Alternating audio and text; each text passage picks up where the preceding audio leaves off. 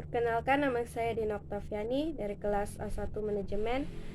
Kali ini saya akan membacakan jawaban UAS dari mata kuliah Teknologi Informasi dan Multimedia.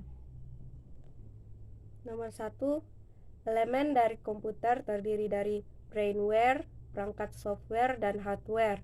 Jelaskan fungsi masing-masing elemen tersebut. Tugas utama dari brainware adalah untuk menjalankan suatu perangkat agar bekerja sesuai dengan hasil yang diinginkan.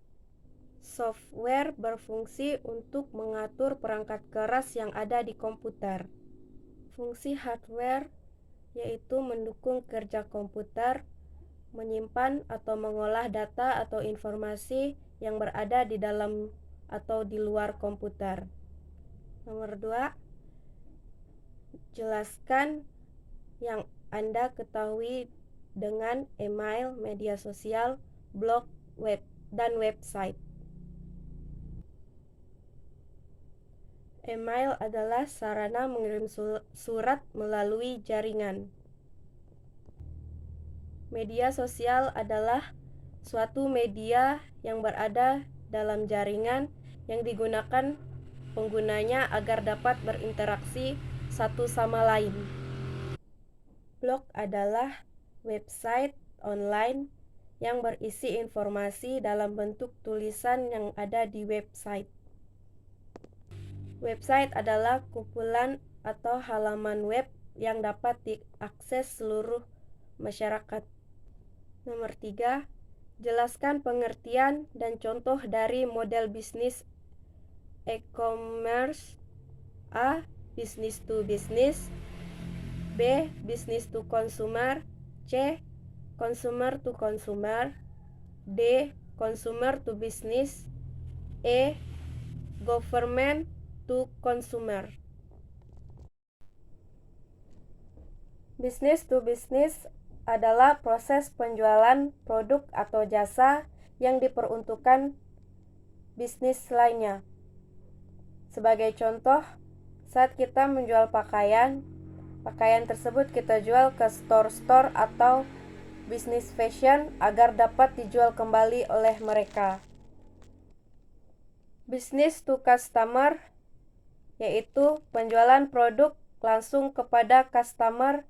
Sebagai contoh, saat kita menjual makanan dan makanan tersebut langsung kita antarkan ke customer. Customer to customer yaitu model bisnis yang dimana customer dan pelanggan dapat menjual barang mereka satu sama lain. Contoh dari model bisnis ini adalah Bukalapak, Tokopedia, dan lain sebagainya. Customer to business adalah model bisnis di mana pemasaran barangnya dari konsumen diarahkan ke bisnis, seperti freelancer.com. Government to customer yaitu penyampaian layanan publik dan informasi dari satu arah dari pemerintah kepada masyarakat. Sebagai contoh, pajak online, mencari pekerjaan, layanan, jaringan sosial, dan lain sebagainya.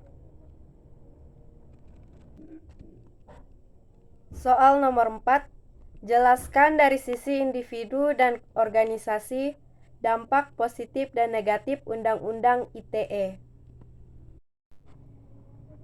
Dampak positif dari ITE yaitu semua pengajuan harga dan kontrak kerja dilindungi oleh hukum. Semua yang tertulis dalam blog adalah hak cipta milik penulisnya.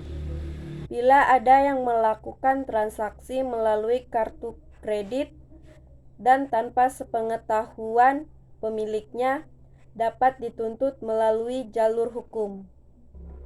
Dampak negatif ITE yaitu penyalahgunaan teknologi dalam fungsinya.